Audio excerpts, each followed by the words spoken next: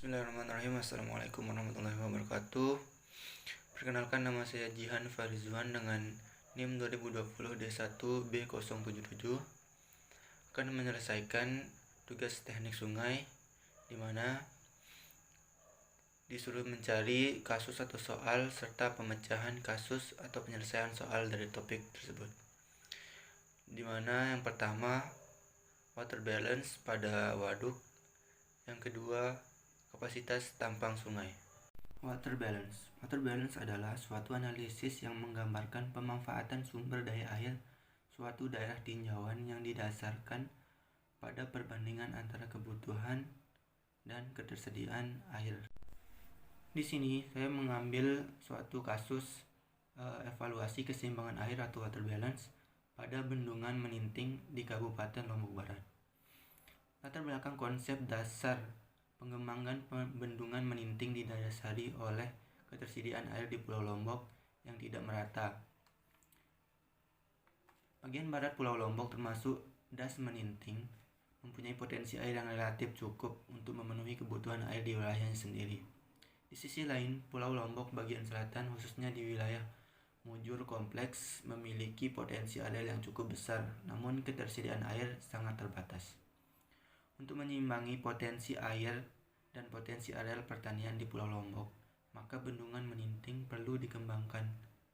Maka diharapkan debit suplesi HLD jangkok sampai dengan babak dapat ditingkatkan. Selain untuk mensuplai kebutuhan air irigasi di wilayah Pulau Lombok bagian selatan, Bendungan Meninting juga diharapkan mampu mengatasi permasalahan penurunan debit mata air untuk pemenuhan kebutuhan air minum khususnya di wilayah Kabupaten Lombok Barat bagian utara. Untuk menjaga keseimbangan water balance pada suatu waduk perlu pengelolaan dan perhitungan pemasukan air atau inflow dan pengeluaran atau kebutuhan air atau outflow. Kebutuhan air irigasi dihitung berdasarkan pedoman perencanaan irigasi KP01 dengan menggunakan data luas lahan irigasi, jadwal tanam, evapotranspirasi, acuan curah hujan efektif, jenis tanah, dan efisiensi saluran irigasi. Menurut Rocky Himi pada skripsinya disebutkan bahwa terdapat dua macam standar kebutuhan air. Antara lain, yang pertama standar kebutuhan air domestik dan standar kebutuhan air non-domestik. Domestik keseimbangan air atau water balance perbandingan menggunakan faktor K. Faktor K adalah perbandingan antara debit tersedia yang dibutuhkan pada periode pembagian dan pemberian. Jika nilai faktor K tidak lebih besar dari 1, maka persediaan air cukup. Namun apabila faktor K lebih kecil dari 1, maka persediaan air kurang. Yang dimana di sini K adalah debit yang tersedia atau debit yang dibutuhkan. Ada beberapa hal yang perlu diperhatikan dalam memperhitungkan water balance pada waduk. Di antara lain, yang pertama adalah lokasi. Yang di sini pembangunan Bendungan Meninting sudah dimulai dari akhir 2019. Bendungan ini berada di titik koordinat 8 derajat 31 lintang selatan, 116 derajat 910 bujur timur. Tempatnya di Desa Bukit Tinggi, Kecamatan Lingsar, Kabupaten Lombok Barat, Provinsi Nusa Tenggara Barat. Bendungan ini dibangun atas lahan seluas kurang lebih 90 hektar yang terdiri dari 4,95 hektar kawasan hutan dan 85,5 hektar non kawasan hutan. Selanjutnya adalah pengumpulan data. Pengumpulan data yang perlu dikumpulkan adalah yang pertama data curah hujan, data debit aliran sungai, data iklim yang dimana ada data klimatologi, data evapotranspirasi, kemudian data luas irigasi dan luas das, dan data jumlah penduduk. Selanjutnya prosedur pengolahan data. Ada beberapa prosedur untuk dalam pengolahan data. Yang pertama adalah uji konsistensi data curah hujan, analisis curah hujan rata daerah, analisis evapotranspirasi, analisis data debit, analisis data konsumtif tanaman, analisis kebutuhan air baku, dan pokoknya adalah analisis keseimbangan air atau water balance. Kita lanjut ke perhitungan inflow analisis data curah hujan. Dari analisis data curah hujan, kita butuhkan ketersediaan datanya. Data stasiun yang dipilih untuk analisis inflow pada bendungan Meninting adalah data hujan stasiun Gunung Sari dan Sesaut. Kemudian hujan kawasan. Hujan kawasan pada Das Meninting dianalisis dengan menggunakan metode polygonation. Berdasarkan ketersediaan pos hidrologi yaitu terdapat 2 stasiun hujan, maka dalam menggunakan polygonation.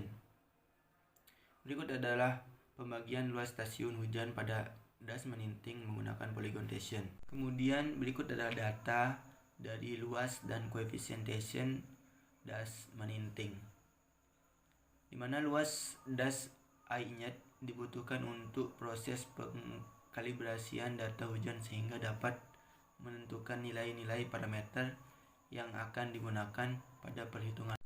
Berikut adalah pembagian luas stasiun hujan pada Das Ainyet menggunakan polygonation. Selanjutnya adalah ini merupakan data luas dan coefficient Das Ainyet. Berikut ini adalah rumus-rumus menganalisa statistik. Di sini analisis statistiknya menggunakan metode yang digunakan adalah metode RAPS atau Rescaled Adjust Partial Sums.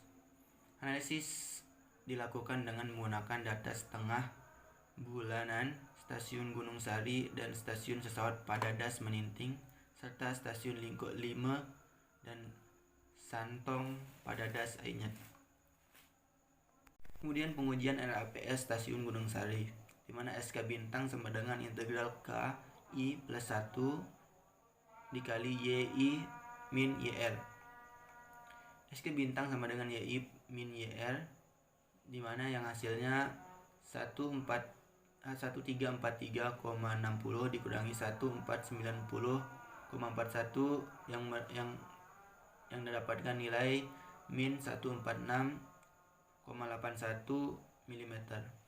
Kemudian mencari DY pangkat 2 yang rumusnya YI min YR pangkat 2 dibagi dengan N, di mana YI min YR pangkat 2 adalah min 146 min 81 pangkat 2 dibagi dengan 25 yang menghasilkan nilai 862,0. Selanjutnya mencari DY yang rumusnya adalah akar sigma DY pangkat 2, di mana DY pangkat 2 nya sudah ditemukan. Jadi akar 188,284,18 yang menghasilkan nilai 433,92.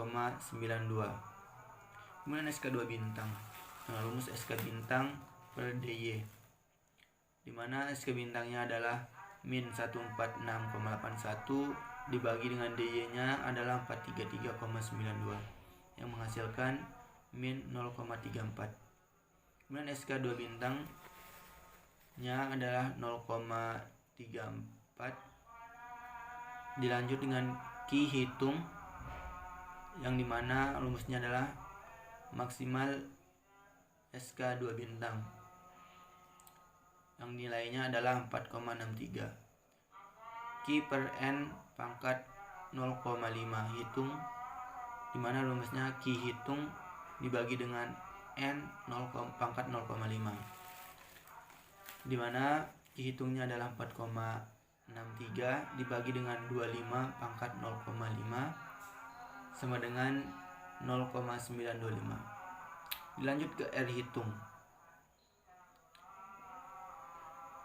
R hitung sama dengan rumus maksimal SK2 bintang dikurangi minimal SK2 bintang, dimana yang dapat nilai 1,25 dikurangi min 4,63 yang menghasilkan 5,84. Dilanjutkan ke R per N pangkat 0,5 hitung sama dengan rumus Q hitung per N pangkat 0,5, dimana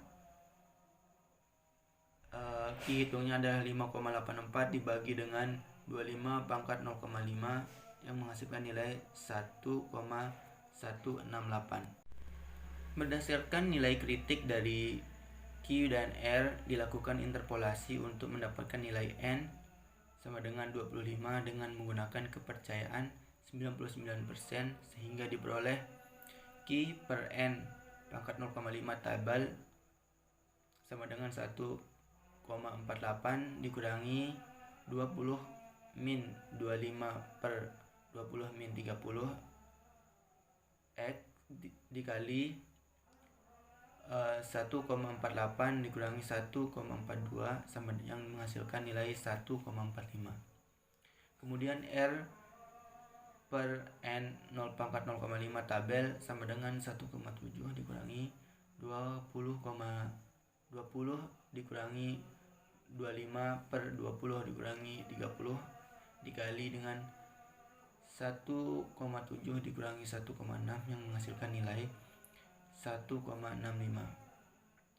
Berdasarkan nilai Q per N pangkat 0,5 dan R per N pangkat 0,5, selanjutnya adalah mengecek tingkat kepanggahan dengan parameter uji konsistensi, yaitu Q per N pangkat 0,5 hitung lebih kecil dari Q per N pangkat 0,5 tabel, yang dimana 0,925 lebih kecil dari 145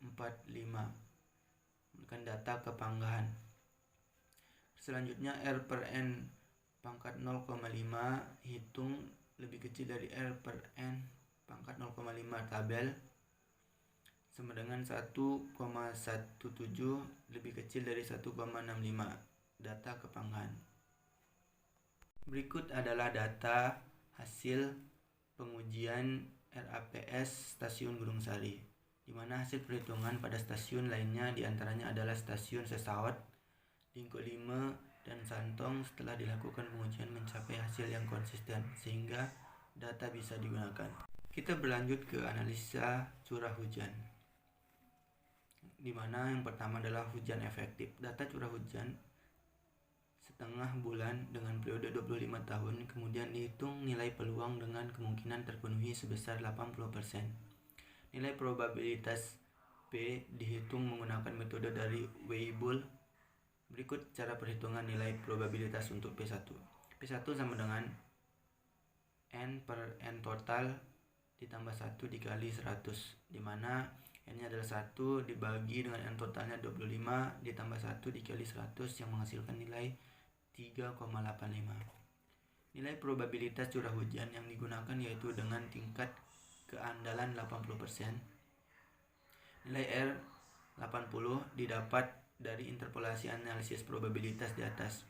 Berikut merupakan contoh nilai R80 dengan interpolasi Januari 1 dengan interpolasi 76,9%. Curah hujannya adalah 36,70 mm per hari. Kemudian dengan interpolasi 80,8% dengan curah hujan sama dengan 27,70 mm per hari. Selanjutnya interpolasi dengan sama dengan 27,70 dikurangi 80,8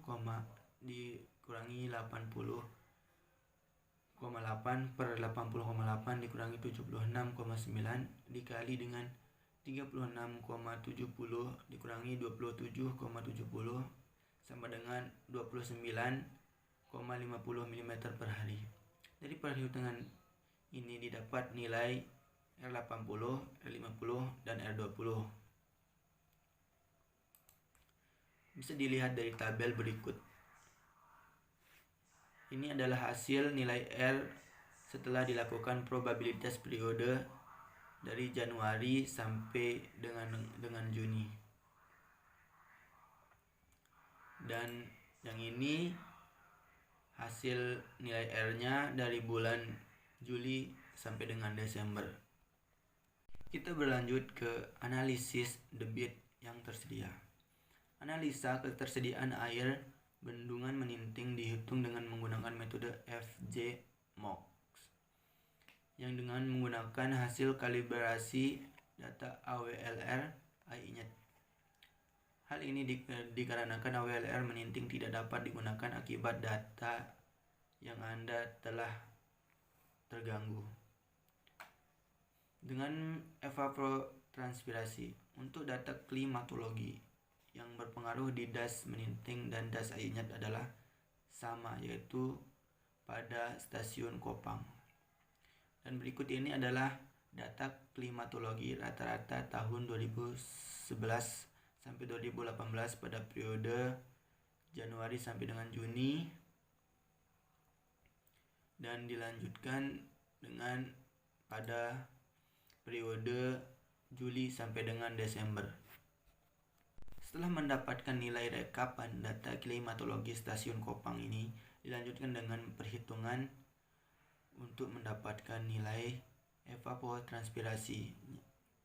Hasil perhitungan ditabelkan dalam hasil periode berikut ini dari Januari sampai dengan Desember. Berlanjut ke evaluasi ketelitian model. Dalam evaluasi ketelitian model membutuhkan nilai-nilai parameter MOC, diantaranya adalah nilai I, K, SMC, dan ISM. Perhitungan nilai debit low flow mulanya dilakukan dengan menghitung data rata hujan sesaut, Linggo 5 dan Santong. Berikut ini adalah merupakan tabel perhitungan untuk mendapatkan nilai MOC pada 1994. Di mana yang pertama ini adalah perhitungan MOC INET pada tahun 1994 dengan periode Januari sampai dengan Juni. Dan yang berikut ini adalah dari periode Juli sampai dengan Desember. Jadi, kalibrasi model hasil yang didapatkan setelah mendapatkan nilai rata-rata dari analisis MOC dan rata-rata dan data INET. Kalibrasi dilakukan dengan membandingkan hasil perhitungan dan pengamatan. Kemudian verifikasi kalibrasi model.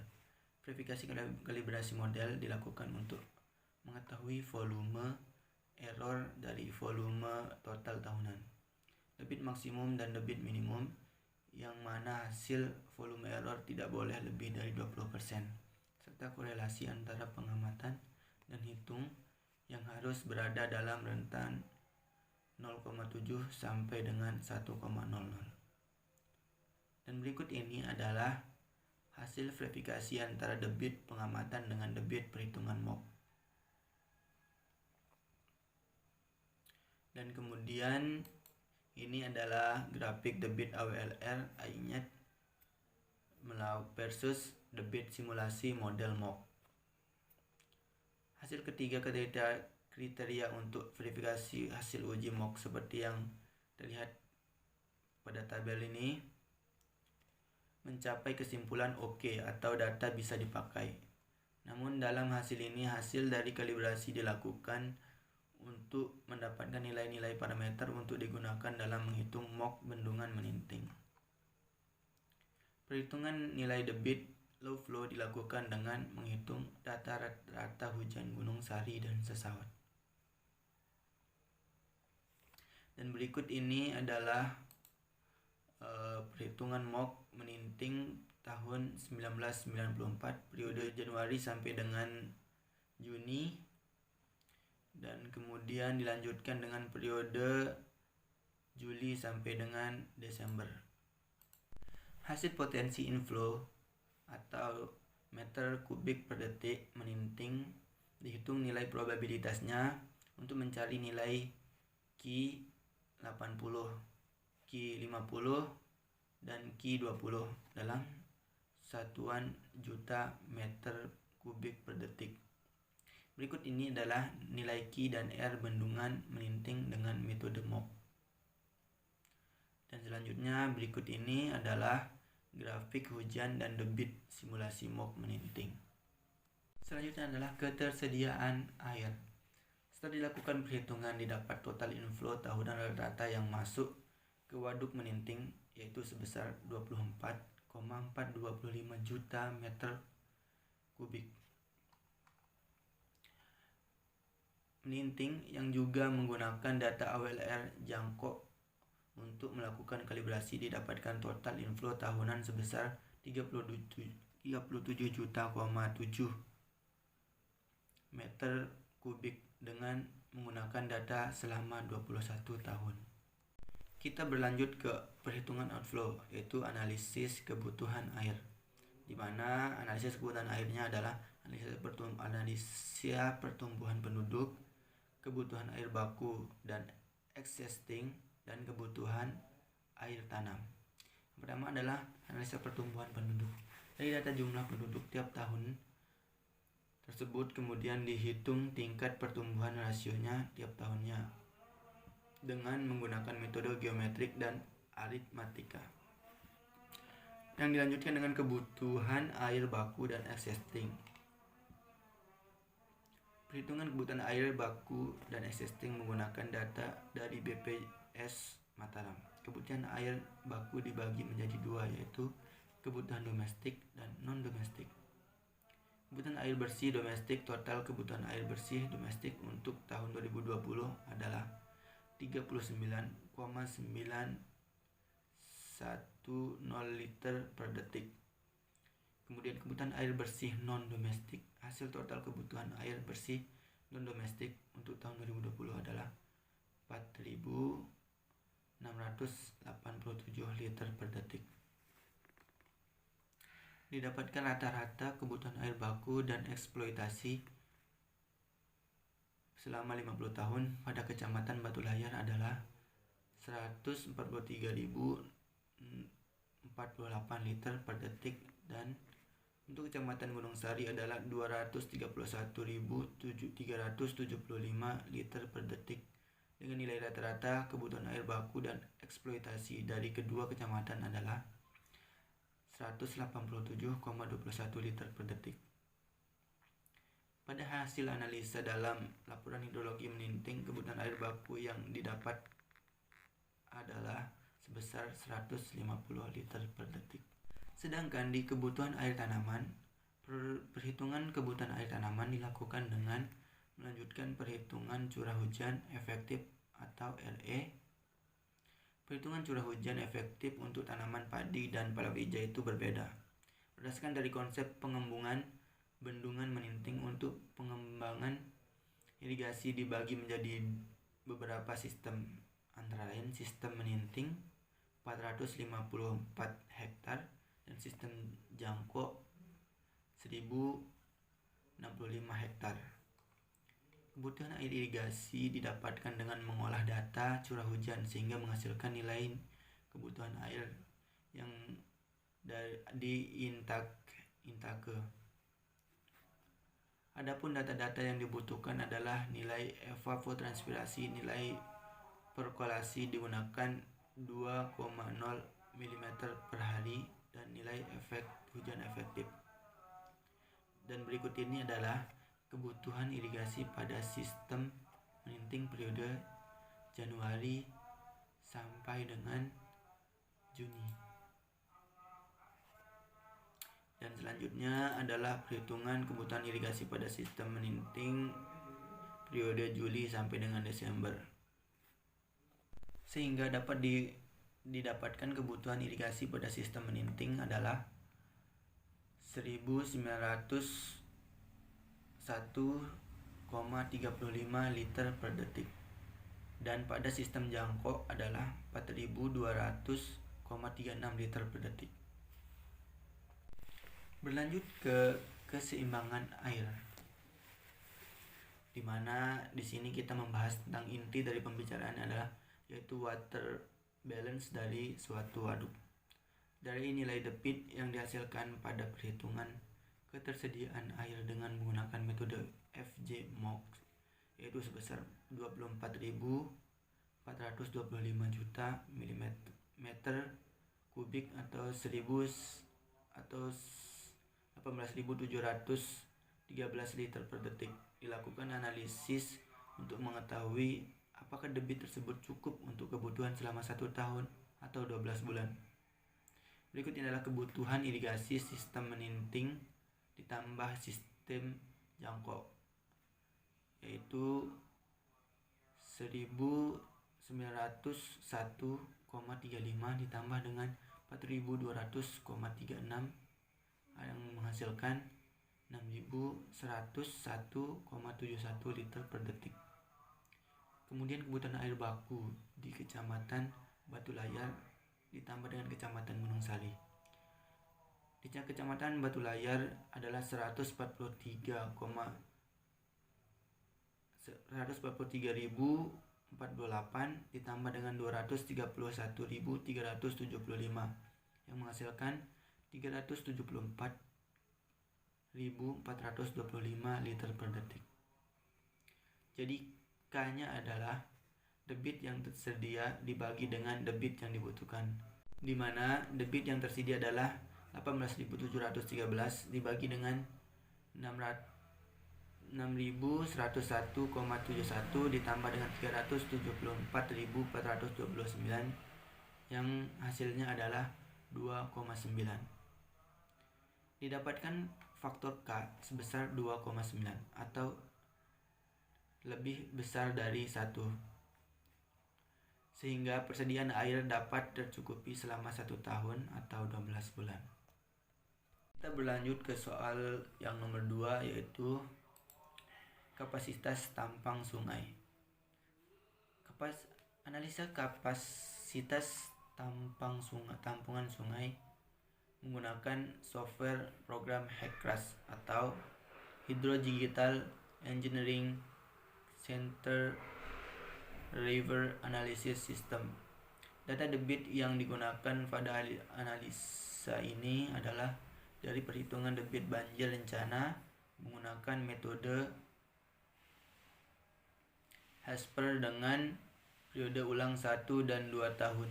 Dari hasil running kondisi tanggul existing terlihat bahwa pada debit dengan periode ulang 1 tahun sudah mengalami pelimpasan atau overtopping di daerah Gumpong Badak. Berikut ini adalah profil memanjang kondisi tanggul existing dari hasil perhitungan yang dimasukkan dalam HECRAS. Selanjutnya berikut ini adalah profil melintang kondisi existing pada Pias BK77. Ini juga dihasilkan dari perhitungan HECRAS, data yang dimasukkan dalam software HECRAS. Dan selanjutnya adalah profil melintang kondisi existing pada Pias BK105 yang dihasilkan dari data-data yang telah dimasukkan pada software HECRAS. Jadi, peruntukan lahan di sepanjang sungai yang merupakan areal pertanian dan sebagian merupakan perumahan penduduk. Adanya limpasan atau overtopping pada sungai menyebabkan perlu dilakukan perlindungan terhadap kawasan ini, terlebih untuk kawasan pemukiman yang terletak di kawasan sekitar sungai. Mungkin sekian presentasi dari saya, kurang lebihnya mohon maaf. Minal aidin wal faizin, mohon maaf lahir dan batin. Sekian, wassalamualaikum warahmatullahi wabarakatuh.